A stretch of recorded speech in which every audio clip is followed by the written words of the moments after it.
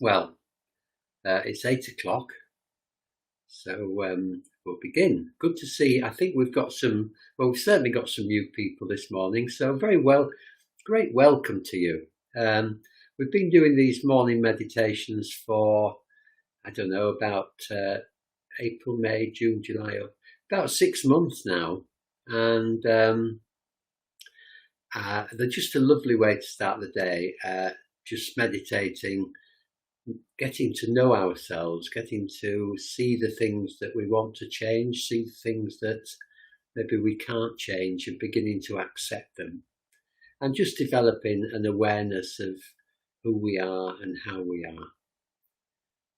So I just want to just break off to say good hello to Rita and Lyndall and Chrissy, and our metta is in York. So that's good. That's good. You feel closer to hand. But we do have people coming from abroad as well. And Charlene. And I think I've said hello to Rita. Anyway, Rita, hello again. Okay, so yes, I was talking about just taking care of ourselves. And on a Wednesday, we do this self-care meditation because in our normal lives, we tend to just go around getting caught up with all the things we have to do, all the pressing things that are on our minds, and we forget about ourselves. And this self of ours, this sense of being in the world, is very precious. This sense of making our way through the world and keeping ourselves going and staying positive. So it's very important. So we've been working every Wednesday on this just on ourselves, really, looking at ourselves and mostly having a sense of real compassion towards ourselves, not beating ourselves up, not criticizing ourselves too much. And of course, that's not easy to do. We do have a tendency to criticize and to beat ourselves up and to feel that we're not good enough and things like this. So this meditation is all about that. So I'm reading a book at the moment by somebody called Bodhipaksha, who runs a website called Wild Mind. And it's a Triratna website. It belongs to our movement. And he's a very compassionate man. He's been an order member for a long time. And he specialised in teaching meditation. And he's just written a book called, which is all about self-compassion. And this book is called This Difficult Thing of Being Human. And I would really recommend it. It's an excellent book about looking after ourselves and about meditation as well. This difficult thing about being human. I'll post it in the comments afterwards. And he talks a lot about mindfulness and awareness. And awareness is really important in terms of living our lives, but also particularly in terms of looking after ourselves. If we can be mindful or aware, then we are in touch with whatever is happening in the world and in our own internal world. So being aware means that we can tackle the things that cause us upset and anger and disappointment. We can tackle these inner winds that blow us around in our lives. So I'm going to just read a quote from the book, which I think is really helpful. This is Bodhipaksha. And he's talking about awareness here, which is what we're practicing all the time in meditation. In this sacred pause of mindful attention, awareness, we have an opportunity to let go of self-criticism, anger, resentment, and self-pity. Wiser, more compassionate, and more authentic responses can emerge. Patience, acceptance, and kindness can bloom. and self-awareness and personal responsibility can arise. It's in this sacred pause where spiritual practice takes place. This is where we grow. This is where self-compassion is born. As a flower needs soil for its growth, self-compassion requires mindfulness. No soil, no flower. No mindfulness, no self-compassion. So I think that's a wonderful way of putting it. So in this meditation this morning, we're going to really try and be aware as much as we can, letting go of thoughts as they arise, but seeing the thoughts as they arise, and coming back into a sense of awareness or mindfulness. And we're going to look at ourselves from different angles. We're going to look at the whole of ourselves, this complex human being. We're going to look at the part of ourselves that can be our own best friend, which is awareness, actually. This awareness that I've been talking about, this mindfulness, is our own best friend. It can support us. It can be there to tell us the truth when our minds are taking us off in different directions.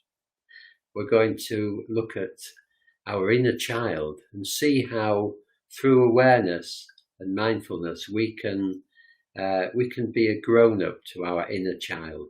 We can look after it, help it to grow. And we're going to meet our inner critic, this part of us that's always carping and criticizing and grumpy about how we are in the world. And we're going to see that this part of us needs a lot of love and soothing. And through awareness, we can do that as well. So that's basically the meditation we're going to do. And so I think we'll just get on with it. But before we do, just to welcome Julia, Nicola, Michelle, and Rose, and Rosie, and Charlene. I don't know whether there's anybody else who could go in the comments. No, that's it. So welcome to all of you, and to those of you who haven't checked in, who are just hovering, having a look. That's fine. Good to see so many of you this morning. So you can do this meditation lying on the bed, lying in bed if you want, or lying on the floor, sitting on a chair, sitting on a cushion, whatever makes you comfortable. The main thing is to be comfortable, to try and, if you're sitting in a chair, sit quite straight up so that you're alert but comfortable, and just relax. Relaxation is the key. Okay, so we'll begin in the usual way, just by settling in, by noticing that we're here right now, wherever you're sitting or lying, just coming into contact with how it is at the moment for you. Sitting in wherever you are. There may be sounds around you.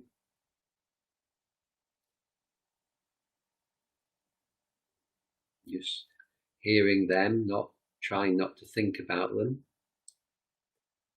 Maybe feel the touch of the air on your face, warm or cold.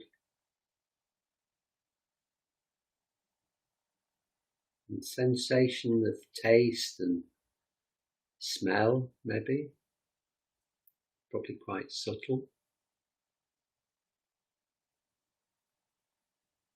And the contact with whatever you're sitting or lying on. Just really noticing that. And then allowing whatever you're sitting or lying on to just hold you, to take your weight. Just giving yourself up to the force of gravity. You don't need to hold yourself in any particular way.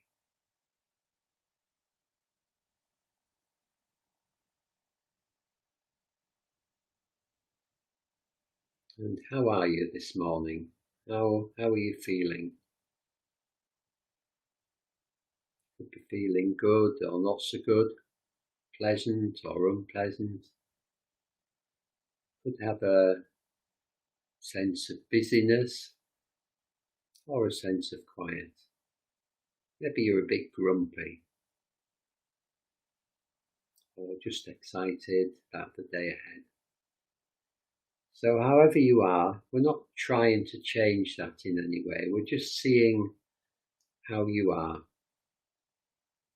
And however you are is just fine, even if you're grumpy, even if you're a bit irritable. It's okay. That's how you are. That's the truth at this moment.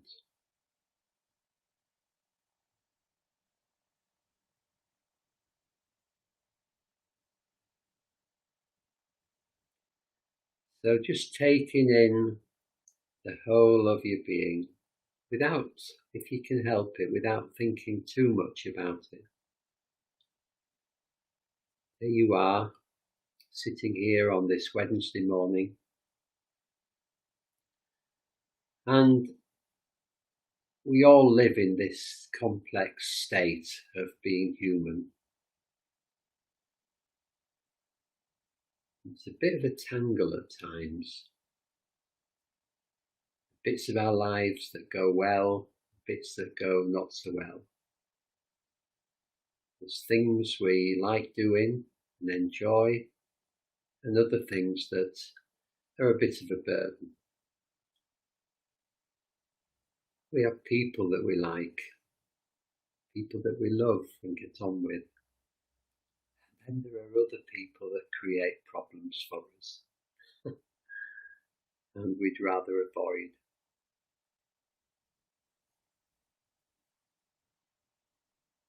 So many things to go right and so many things to go wrong. And if you're anything like me, you spend a lot of the time trying to just have a nice life, trying to be happy. This is what we all want to do.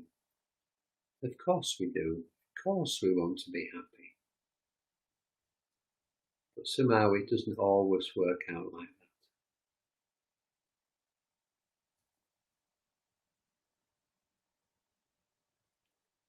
And then when things go wrong, in some way we have a tendency to cause ourselves pain by not wanting them to go wrong.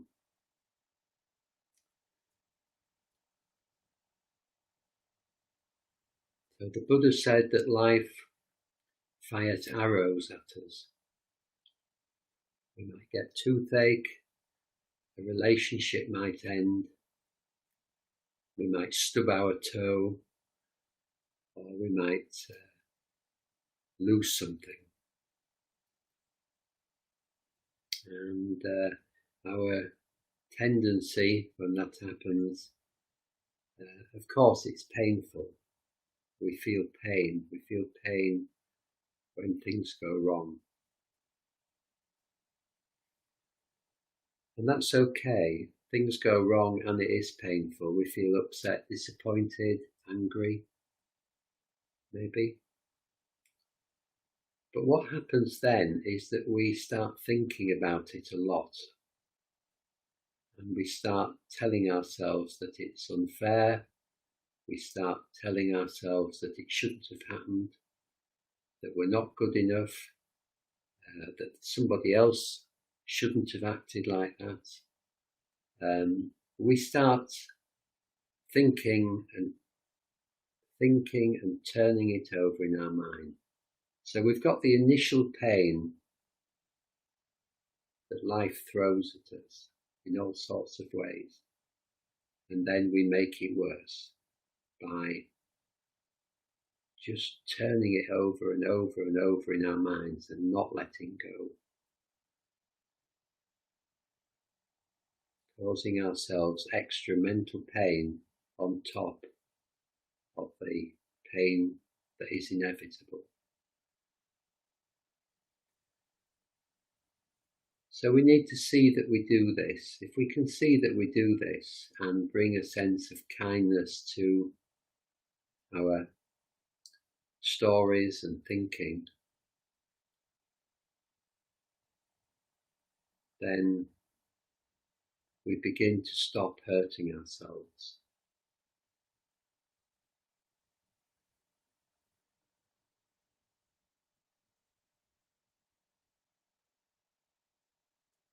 So here we are, sitting here this morning and noticing how we're feeling, noticing what our lives are like. We can bring a sense of stillness and kindness to our being. And that is the route to complete happiness.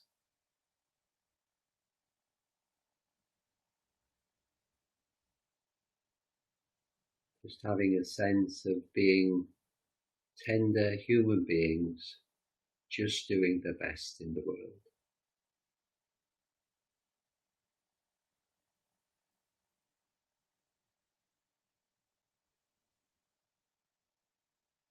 And as it said in the quote, this sense of mindfulness is sacred. It's full of compassion, full of love.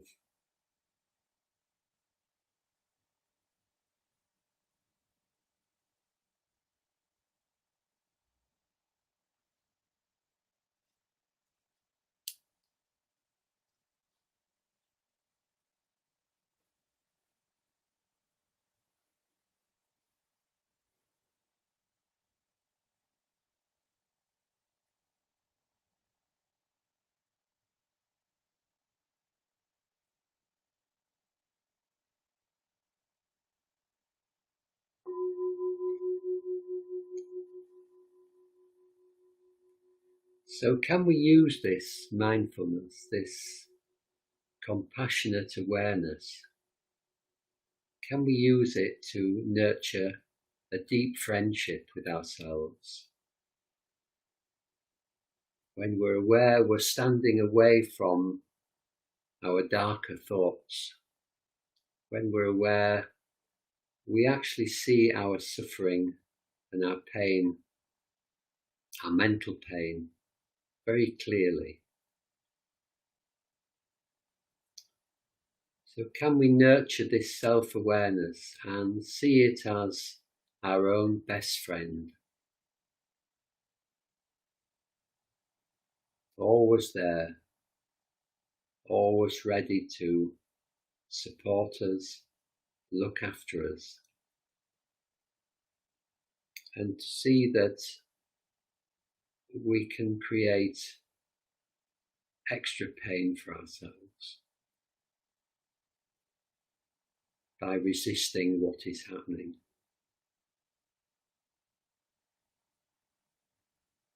Can we use our awareness as a kind of friend who is always there to bring calm and peace to our world?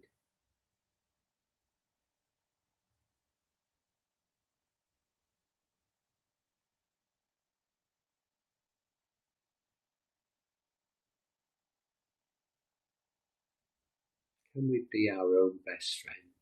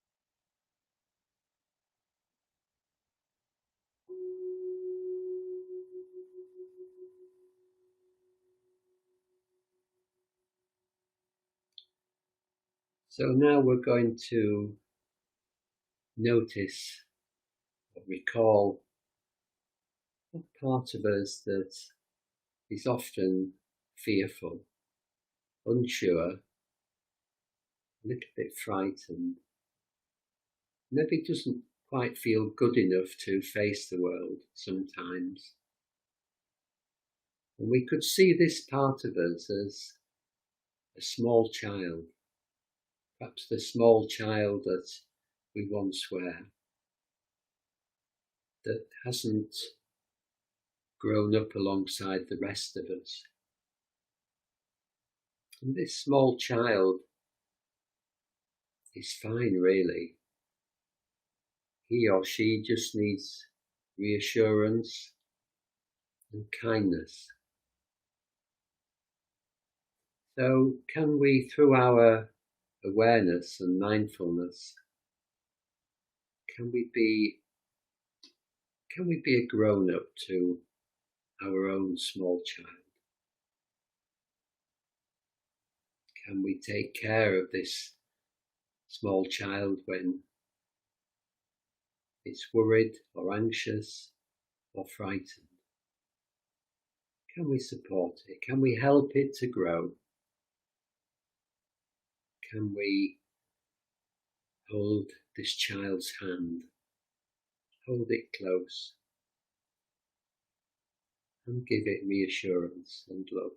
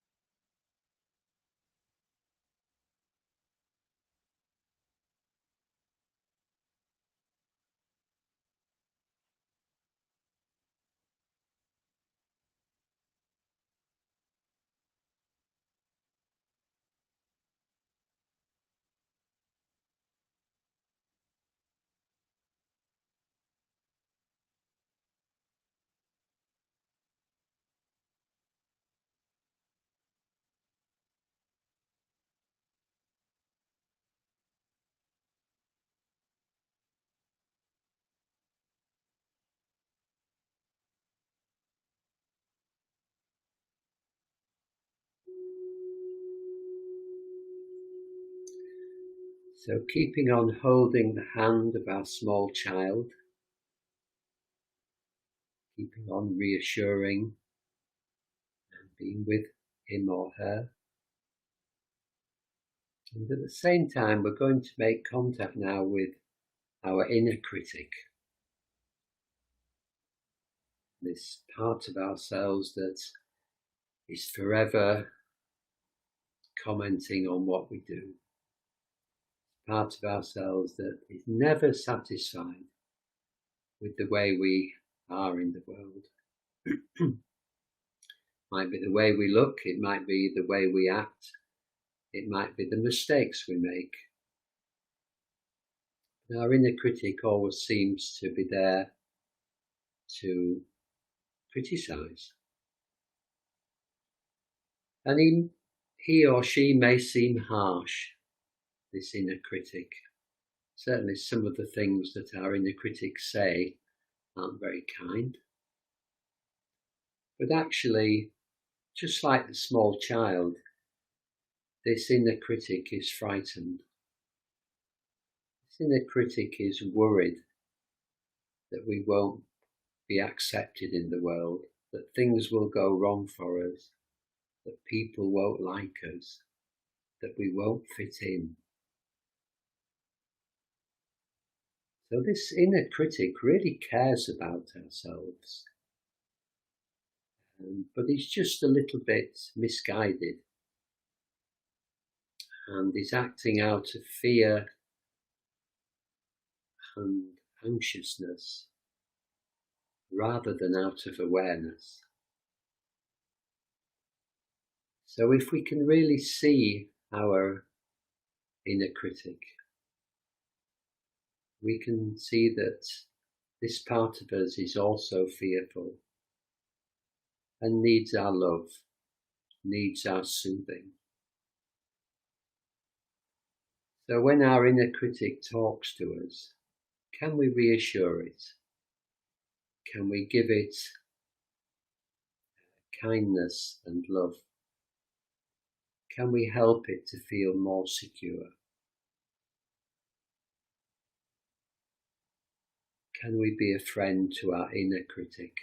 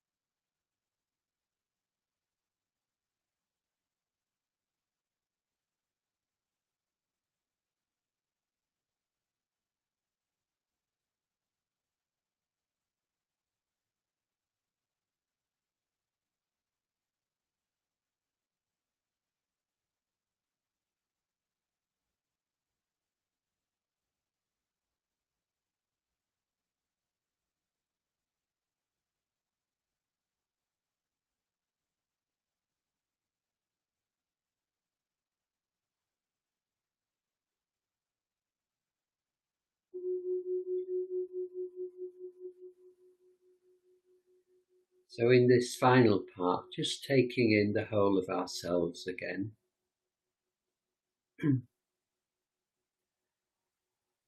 And perhaps acknowledging how life can be difficult sometimes, life can be joyful at other times, but it's a bit of a roller coaster, isn't it? And things go wrong, and we make mistakes, we embarrass ourselves, we feel humiliated sometimes. And when these things happen, when the negative things happen to us, can we be there for ourselves? Can we somehow be our own best friend, reassuring ourselves that it's okay? We make mistakes, we're bound to make mistakes. Things are bound to go wrong, and that's okay. Can we be there, just bringing a sense of perspective to it all? Just a sense of kindness and compassion.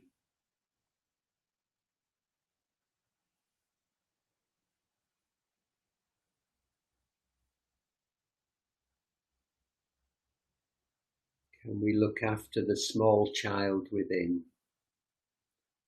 that's fearful and anxious? Can we reassure him or her with love and attention?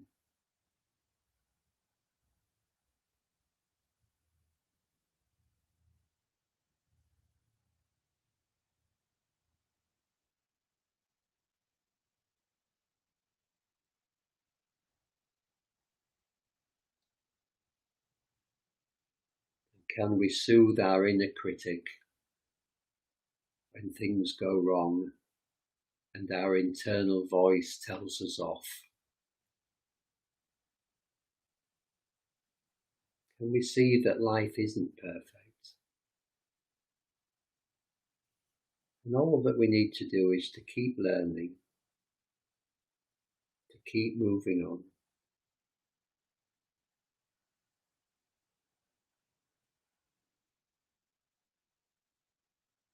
And we love ourselves as fallible, imperfect human beings, doing the best in the world as we travel this difficult path through life. Can we support ourselves, love ourselves, help ourselves to take the next step?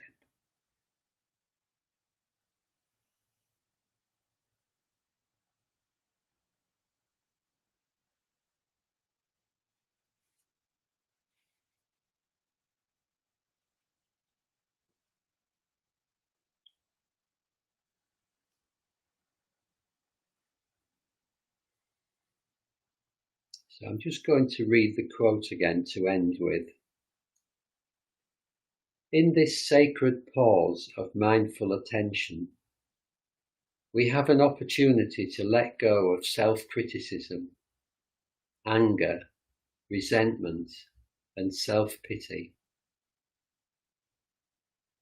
Wiser, more compassionate, and more authentic responses can emerge. Patience, acceptance, and kindness can bloom. And self-awareness and personal responsibility can arise. It's in this sacred pause of awareness where spiritual practice takes place. This is where we grow. This is where self-compassion is born. As a flower needs soil for its growth, self-compassion needs mindfulness or awareness.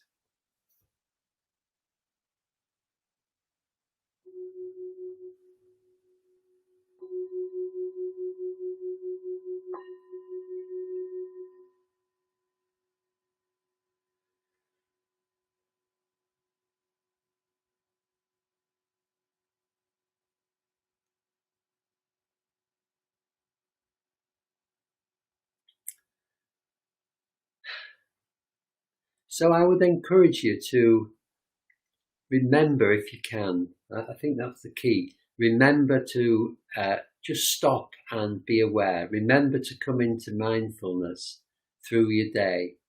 Remember to come back to seeing what's happening, to being actually completely there rather than just caught up in your mind.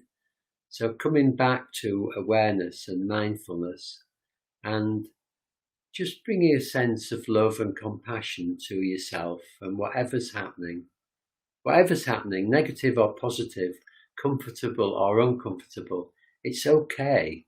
It's just what's happening. We don't need to beat ourselves up over it. So can we, through this day, remember to keep coming back to our experience with a sense of kindness and love? Okay. So just to say before we go, we're doing a survey on Facebook as to what time we should do these meditations. And at the moment, you have a choice between 8 o'clock and 7 o'clock. just so we can just gauge how best we can fit in with your busy lives. So if you would like to go to our Facebook page, Triratna York, you can answer the survey and let us know which you prefer. So that would be really helpful. Okay, thank you. And thank you all very much for coming. Great to see you. Have a lovely day and lots of love to you all.